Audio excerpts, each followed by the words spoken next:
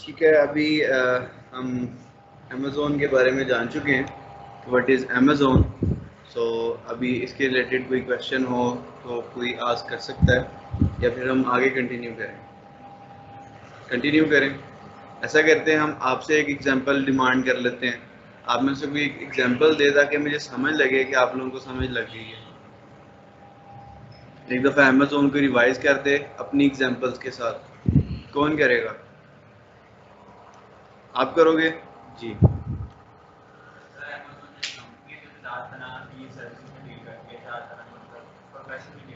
Okay.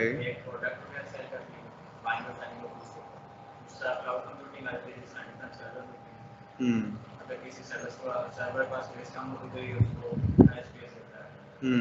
और इसके बाद ये डिजिटल स्ट्रीमिंग मतलब मूवीज वगैरह भी प्रोवाइड करता है, वो भी अपने करके बात कर रहा है।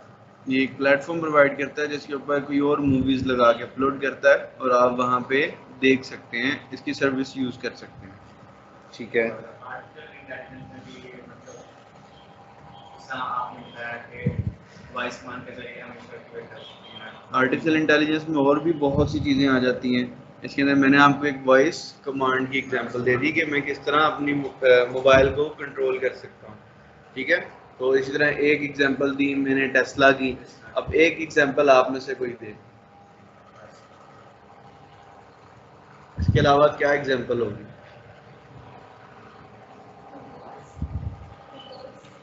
समझ नहीं आएगी जी। Robots, yes.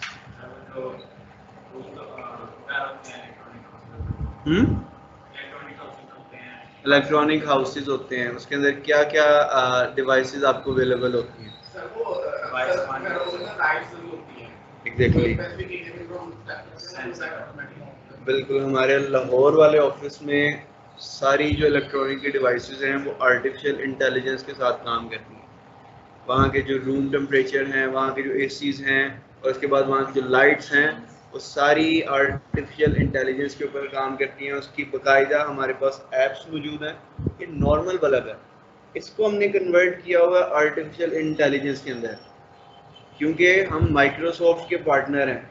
माइक्रोसॉफ्ट आपको पता है कि कितनी बड़ी कंपनी है, टॉप 3 लीडिंग कंपनीज के अंदर आती है। उसके बाद सिस्को, नेटवर्किंग के हमारे पास सोल्यूशन और डिज़ाइन आर्किटेक्ट तक मौजूद हैं, जो कि पाकिस्तान में चंद गिने चुने अफराद होते हैं। सो हम लोग भी अमेज़ोन को इंशाल्लाह उसका लेवल बीट करेंगे अनकरीब। तो अभी मेरा ख्याल है आप सबको समझ आ गई है, आप तीनों को भी समझ आई है। आप कोई आंसर भी नहीं कर रहे, आप कोई क्वेश्चन भी नहीं कर रहे। What is the reason? आवाज़ आ रही है? गर्मी तो नहीं लग रही उधर? सर आप बताएं, आर्टिफिशियल इंटेलिजेंस की भी एग्जांपल देना चाहें।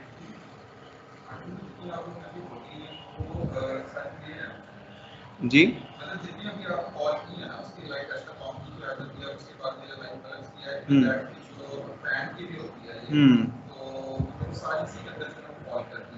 एग्जैक्टली। आप लोगों को पता है कि एक क्लीनिंग डिवाइस भी है, क्लीनिंग सप्लाई भी है आर्टिफिशियल इंटेलिजेंस के अंदर, तो खुद ही सफाई करती रहती है। वो ज़मीन पे वो चूहा सा फिरता रहता है, वो खुद ही कारपेट की और इधर उधर की सफाई कर देता है। आर्टिफिशियल इंटेलिजेंस के अंदर फ्रिज भी काउंट होता है। हाउ? कैसे? वो कैसे फ्रिज कैसे काउंट होगा? फ्रिज के अंदर क्या इंटेलिजेंस आप इंस्टॉल कर सकते हैं? वो क्या करेगा? बंदे के साथ साथ चलेगा? क्या करेगा? सेंसर होगा। सेंसर क्या काम करेगा?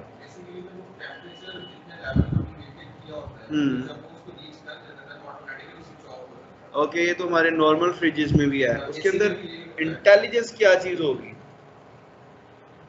आउट ऑफ द बॉक्स सोचे, इंटेलिजेंस क्या हो सकती है फ्रिज के अंदर? आर्टिफिशियल इंटेलिजेंस क्या करेगा वो? सोचें, जोर दें, कुछ समझ आता है? बड़ी मजे की बात है, बड़ा मजे का काम करता है वो।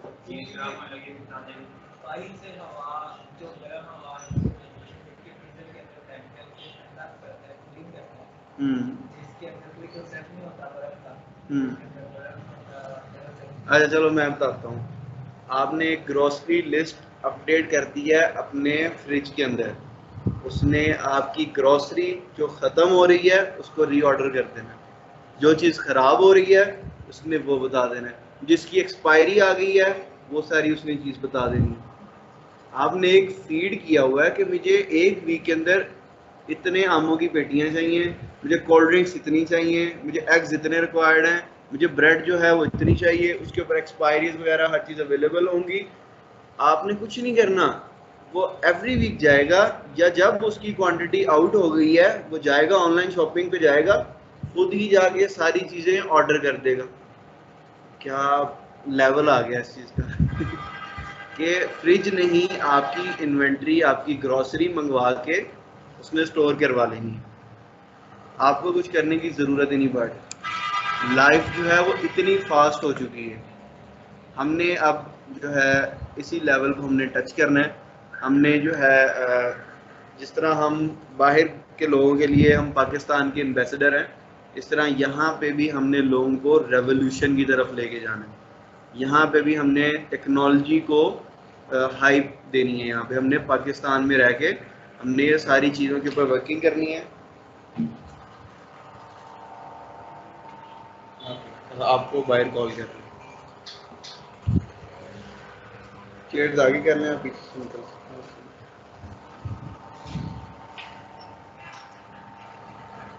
ठीक है, अब हम अमेज़ोन के बारे में तो काफ़ी तारीफ़ें कर चुके हैं, अमेज़ोन की हमें समझ भी आ गई क्या है अमेज़ोन। आज हमने सारा दिन, हमने कल का सारा दिन सिर्फ यही काम करना है। उसके बाद जब हमारा माइंड प्रिपेयर हो जाएगा कि अब हमें पता है अमेज़ोन क्या है, फिर हमने आहिस्ता इसके ऊपर प्रैक्टिकल वर्किंग की तरफ मूव ऑन करना है।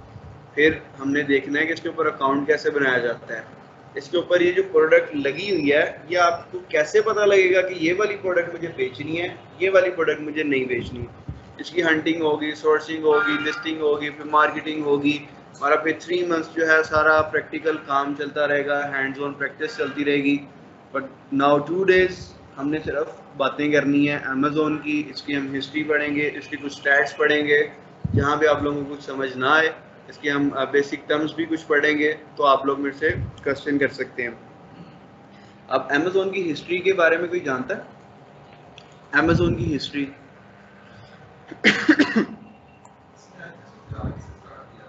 एग्जैक्टली गिराज से इस बिजनेस की स्टार्टिंग हुई थी।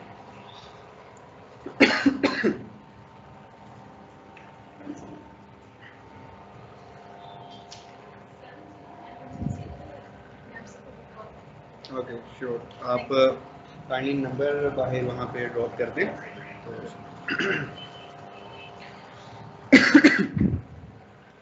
तो 1994 के अंदर जेफ बेजोस ने इसको स्टार्ट किया था as a online book company. हमारे पाकिस्तान के अंदर ट्रेंड नहीं है, हमारे ऑलमोस्ट आप कह लें एशिया के अंदर इतना ट्रेंड नहीं है बुक रीडिंग का, लेकिन यूरोप के अंदर और अगर यूएसए के अंदर देखें तो वहाँ पे बुक रीडिंग का बहुत ज़्यादा कंसेप्ट था और ट्रेंड था। अभी वहाँ पे ख़त्म हो चुका है। उसकी रीज़न ये है कि लाइफ वहाँ की बहुत फास्ट हो चुकी है।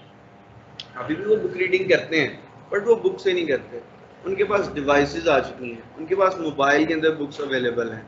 सो वो बुक रीडिंग नहीं करते, वो मोबाइल से रीडिंग करते हैं। तो ये 1994 के अंदर इसने स्टार्टअप लिया था, अपने गैराज के अंदर इसने बुक्स रख के ऑनलाइन सेलिंग स्टार्ट की थी। फिर इसने 2011 के अंदर जो है ई बुक एम्बिशन को लीड किया था। इसके अंदर इसने अमेज़ोन के ऊपर सब ऑथराइजेशन को अलाउ कर दिया था कि आप अपनी बुक खुद सेल कर सकते हैं, इसके अगेंस्ट आपने मुझे रेफरल फ़ी पे करनी है। आप लोग यहाँ पे खुद सेलिंग करें। पहले वो क्या कर रहा था, किसी की बुक खुद सेल कर रहा था, उसके बाद उसने उनको अलाउ कर दिया कि भाई आप आएँ अपनी बुक राइट करें, यहाँ पे आप ऑथर हैं, आप अपनी बुक को सेल करना स्टार्ट कर दें। इसके अंदर एक चीज़ इसने और ऐड की, किंडल बुक का नाम सुना हुआ आप लोगों ने? किंडल बुक, किंडल, और किस चीज़ को पता है किंडल बुक? किंडल बुक उसने एक ऐसी डिवाइस लॉन्च की जिसके अंदर किंडल आपको बुक रीड करके सुनाता है, बुक रीड करता है। आप बैठे हुए हैं, आपने वो किंडल ऑन कर दिया, उसके अंदर सारी जो है फीडिंग हुई है बुक की, वो आपको स्टोरी सुना रहा है कि बाइक पे बैठा है, जा रहा है, वन व्हीलिंग की, पिस्तौल निकाली, उसको गोली मार दी, वो सारी वहाँ से ऑडियो चल रही है। ये एक इसने बड़ा अच्छा काम किया और एक बुरा काम भी किया कि इसने बुक रीडिंग वाली हैबिट से लोगों को हटा दिया। अब लोग क्या करते हैं, ये इसका बड़ा फेमस प्लेटफॉर्म है ई बुक का, किंडल बुक का। तो इसके अंदर लोग क्या करते हैं, वो डिवाइस परचेज कर लेते हैं और उसके बाद वहीं से जस्ट वो स्टोरी सुनते रहते हैं। पढ़ने वाली आदत अब आहिस्ता आहिस्ता लोगों में ख़त्म होती जा रही है। अगर आप में से किसी को बुक रीडिंग का शौक़ है तो वो बता सकता है कि जब तक वो रात को बुक पढ़ ना ले उसको नींद नहीं आती। आप में से कोई है ऐसा जो बुक रीडिंग का शौक़ रखता हो? एनीवन? कोई भी नहीं है जी? सही। आप क्या कह रही हैं? नॉवल वो बुक रीडिंग के अंदर आता है? नॉवल कौन से पढ़ती हैं? किसके? वो क्या वो फ्रिक्शन नॉवल हैं, वो जासूसी नॉवल हैं, वो प्यार मोहब्बत वाले हैं, कौन से हैं? इस्लाही नॉवेल्स हैं। गुड। सो इस्लाही नॉवेल्स में तो खैर इतना मज़ा नहीं आता कि बंदा रात को पढ़ के सोए। नॉवेल्स जिस तरह साइंस फ्रिक्शन नॉवल होते हैं, मैं वो पढ़ता हूँ। मेरे अभी भी मोबाइल में आप निकालने को 5-7 नॉवेल्स पढ़े होंगे। मैंने जब लेटना है, मैंने सोने लगना है, मैंने 2-3 पेज उसके लाजमी पढ़ने हैं, मैंने फिर सोना। साइंस फ्रिक्शन के अंदर जासूसी वाले भी आ जाते हैं। फिर उसके बाद मैं कुछ ऐसी बुक्स पढ़ता हूँ, फौज के रिलेटेड बुक्स पढ़ता हूँ, और उसके बाद इस्लाही नॉवेल्स भी पढ़ लेता हूँ, बट कभी कभार पढ़ता हूँ। इमरान सीरीज़ का नाम सुना होगा किसी ने? इमरान सीरीज़। आप लोग अभी बुक्स इतनी रीड नहीं करते, जो बुक रीडिंग करता है वो इमरान सीरीज़ को जानता है। ये पुराने वक्तों की एक ऐसी सीरीज़ थी साइंस फ्रिक्शन जो कि बहुत ज़्यादा हिट गई। तो मैं ऑलमोस्ट उसके सारे नॉवेल्स पढ़े हुए हैं, और उसके नॉवल हंड्रेड्स के अंदर हैं। तो मैंने सारे नॉवेल्स पढ़े हुए हैं। एक एक नॉवल 400 पेजेस, 800 पेजेस, 1000 पेजेस का मैंने सारे पढ़े हुए हैं। इतना शौक रखता था मैं बुक रीडिंग का। ओके, अमेज़ोन की कुछ रेवोल्यूशन की बात करते हैं। अमेज़ोन कहाँ से स्टार्टअप हुआ, फिर उसके बाद आगे इसके अंदर रेवोल्यूशन कैसे आई, अब वो किस स्टेज के ऊपर जो है वो खड़ा हुआ है। Amazon launches with online book sales. इसने जो अपनी लॉन्च की वो बुक सेल्स से इसने अपनी लॉन्च की। फिर उसके बाद Amazon become the biggest online sales platform in the world in 1999। Sir आपकी एज क्या है? 28। ओके, आपने मास्क लगाया हुआ है, मुझे आप ज़्यादा एज के लग रहे थे। सो यहाँ पे आई थिंक सो कि 28 से ज़्यादा का तो कोई नहीं बैठा होगा। तो अगर 28 में आप बताएं 1999 के अंदर कोई मोबाइल फ़ोन या आपके पास कंप्यूटर पूरे आपने अपने गांव में मोहल्ले में कहीं देखा हो? नहीं था। और ये उस टाइम 1999 के अंदर यूएसए के अंदर या पूरी वर्ल्ड के अंदर अगर हम बात करें तो ऑनलाइन सेलिंग प्लेटफॉर्म 1999 के अंदर बन चुका था। अब यहाँ पे क्या लिखा आ रहा है? Biggest online sales platform. तो इसका मतलब है कि वहाँ पे उस टाइम इसके कंपेटिटर्स भी थे, वहाँ पे कुछ और लोग भी थे, वहाँ पे ये अकेला नहीं था।